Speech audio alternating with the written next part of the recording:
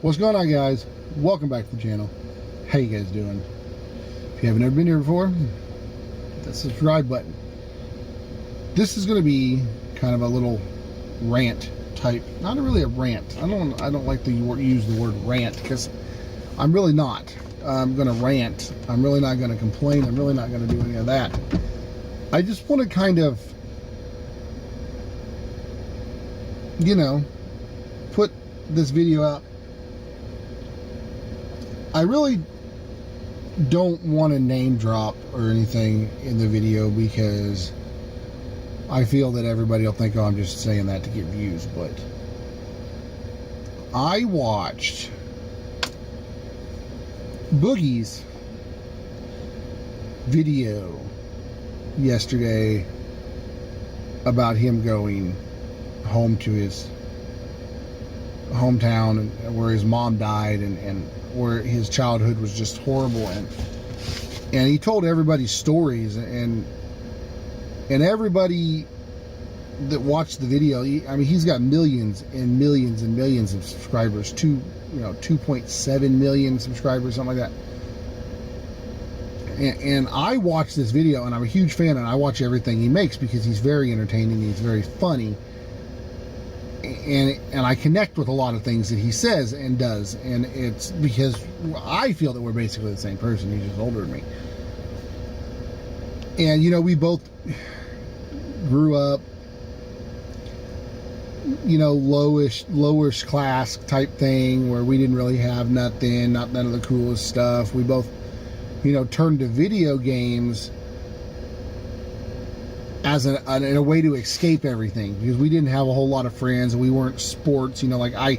He broke his elbow and couldn't play sports anymore, and I had heart conditions and couldn't play sports, period. And it was just one of those things where I connect with him. I do. I really do. And I know that a lot of people connect with YouTubers and we're like the thing, we're like the best friends. No, I don't know him. I've never, I've commented on some of his videos. He doesn't answer. It's not like he answers me directly because he's got like 2 million comments on every video. But I feel like I can connect with him on a personal level because of the similar situations. And he made a video the other day talking about all the stuff that he went through when he was a child, and how everybody that lived up on the hill in St. Paul, where he's from, looked down on everybody that lived down below on the south side of St. Paul, because that was where the bad neighborhood was. That was where all the broke people lived, and the house was really trashy, and it's a little one-room house, and it's really bad. And I lived never in a one-room house, but in similar situations to where,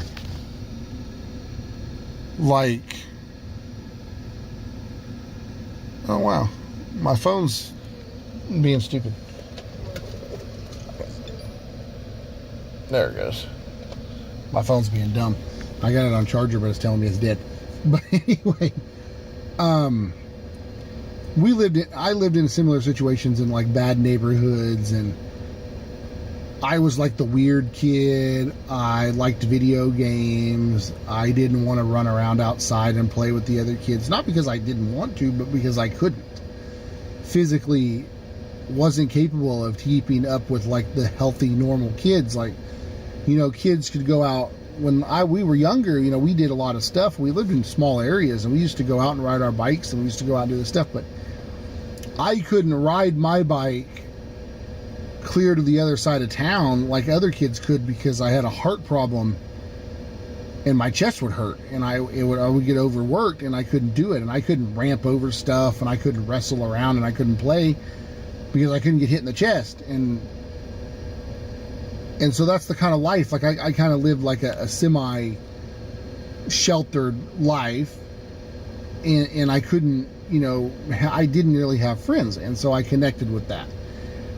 And that's not what this video is about, by the way. It's not about me not having friends, not about him not having friends, whatever. It's about, when you're, even if you're a kid, if you're watching this and you're a little kid, then please listen to what I'm saying. But if you're watching this and you're an adult, then take what I'm saying to heart and try to live it, because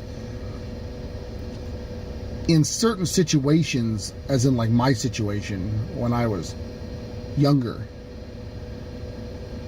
or like in his situation when he was younger, where like he was, abused, and he was, stuff that happened to him in his life is not none of my business, but he told everybody about it. And I felt like I understood, not the abuse part, but like the rest of it, right? Because of the not having friends, and the being the outcast, and being the weird kid, and being everything like that. Like, I felt that I knew where he was coming from with that. And kind of similar Libby situations too, where we didn't have a whole lot of money, but we had like nicer things, because we never had a brand new car. We never had, a big huge house with a big pool in the back. We never had none of that stuff. And so it's kind of like the same lower middle class type situation, or lower class, money situation. And I had disability coming in when I was younger, and my mom worked, and so did her husband. But, with my brother and sister, that's 3 kids, and my mom couldn't work full time because my sister was born, premature, and had breathing issues, and I had heart problems, and I couldn't be, I couldn't be left alone all the time. And like, so she couldn't work like 80 hours a week at these crazy jobs. And in our area, there's no really good high paying jobs anyway, other than the nuclear plant. And so we had stuff, but we never lived in like the fanciest houses and like all this big richy fancy stuff, right? But that's not the moral of, again, I'm getting on the same track, and I'm not trying to, not the idea I'm trying to get across here. The idea I'm trying to get across here is like, if you're a little kid and you're watching this, like I said before, then please listen to what I'm saying and do better. Try to do better. If you go to school and there's a little kid that like not everybody likes, that's not, not everybody gets along, like, don't make that person feel like they're an outcast. Don't, if they're different than everybody else, it doesn't, it's not, you should treat everybody the exact same. If you go into the Walmart store and you're walking around, and there's this little old lady that's trying to reach something on the top shelf, and she's like, "Oh, sir, can I please, you're tall, can you please reach that bottle for me? I just can't do it." Don't be that guy that goes, "Oh, I don't work here," and get all pissy. Like, it's just a person asking for help. And no matter who you are, no matter how rich you are, no matter how rich your family is, no matter how rich,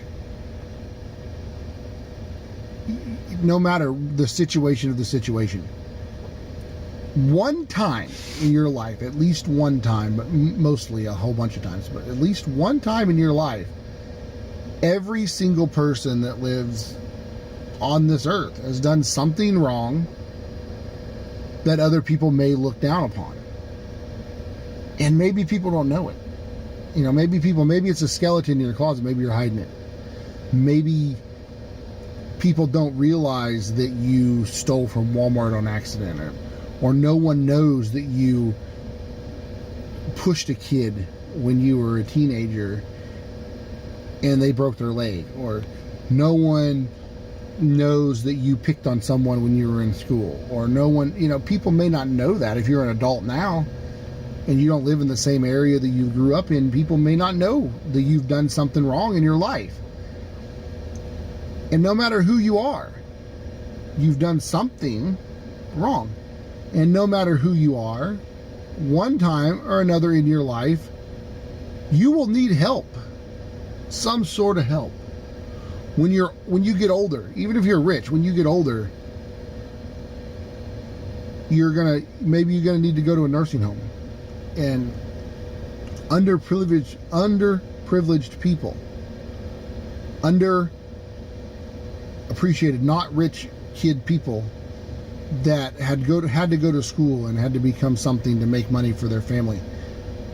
Maybe that's going to be the nurse that takes care of you. Or maybe like my situation, maybe you're going to be paralyzed, or maybe you have an accident, or maybe something happens and you need a ride to the doctor or a ride somewhere, and maybe I will be your ride to your doctor's appointment, because that's what I do for a job.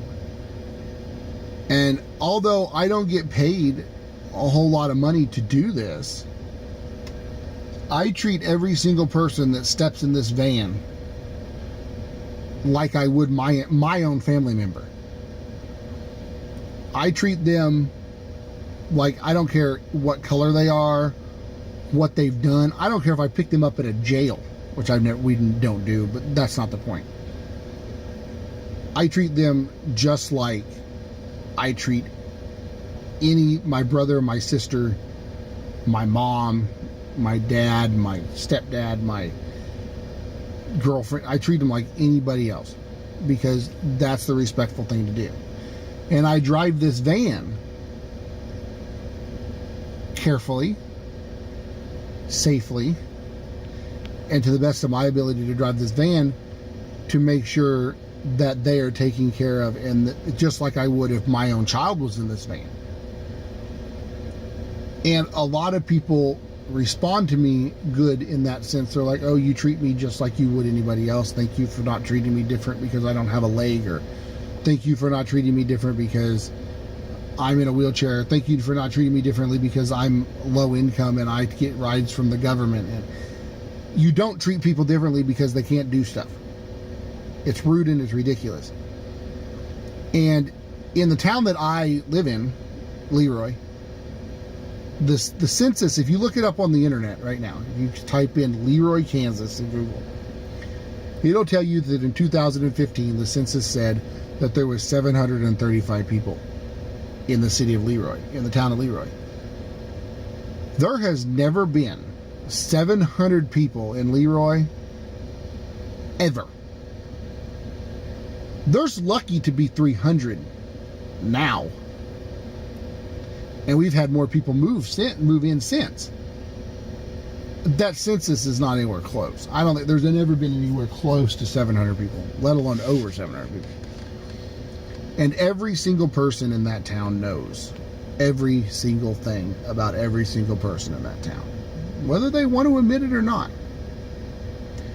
Whether you sell drugs, whether you drive a transportation van like I do, whether you work at the grocery store, whether you work at the nuclear plant, whether you are a firefighter, whether you're a cop, every single person in that town knows your business. So don't spend your entire life looking down on other people and thinking you're better than other people, because one day, something will happen to you and your family. And those same people that you look down on, and those same people that you treated like a piece of bubble gum that someone chewed up and spit out on the ground,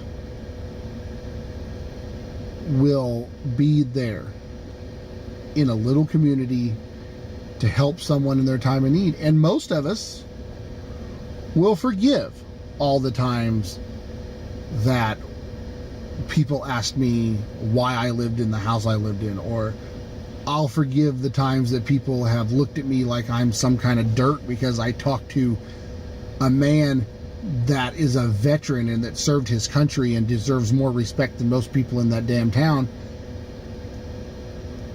because he's an asshole. But he's not an asshole. He's just treats people the same way they treat him. And so one of these days, someone may need help. They may be like, oh, wow, I don't know what happened. My car got wrecked, or my something happened and I broke my leg and I can't work, and maybe they're going to need a ride for me. And guess what? I'm going to pick that person up that looked me in my face and said, oh, you live in that house over there. It's a shitty house. Why would you live there? I'm going to pick that person up in this van, and I'm going to roll them up in there, and I'm going to strap them down nice and tight, and I'm going to give them a seatbelt, and I'm going to give them the same old pat on the back that I give everybody else, and I'm going to talk to them like a normal human being, and I'm going to treat them with every ounce of respect that I would any of my family members. Because that's the way the world should be. And I see a lot of it on the news, and I see a lot of it everywhere, where everybody treats everybody like garbage. Everybody treats everybody like, oh, this person's this person, or this person's this person. It's all about race. It's all about color. And racism's not just about color. Racism could be about lifestyle. Racism could be about your sexual preferences. Racism could be about anything. You could be racist against somebody for any reason. It doesn't have to be about the color of their skin. It could be a hate crime and considered racist if you don't like gay people, if you don't like women, if you don't like men, or you're sexist, you're racist. It's all a form of racism. It's all the same thing, no matter if it's about your color, no matter if it's about who you sleep with. My phone's dinging. No matter if it doesn't matter. So I'm going to end this video because it's getting to be like 17 minutes long. But what I'm trying to tell you, and please live by it, is treat everybody the way you want to be treated, and the way that you treat every other person in your life that you love. Because one day something may happen in your life, and the same people may be there to help you that you treated like crap. And if you treat them really bad, you won't have no help. I hope that motivates you a little bit, and I thank you again, Boogie. You're not going to see this video, but I thank him for posting the video that he did and inspiring me to kind of make this video, because I was treated different as a little kid too, and I didn't like it either. So thank you guys for watching the video. Give it a thumbs up for me. Subscribe if you want to. I'll see y'all next time. Later.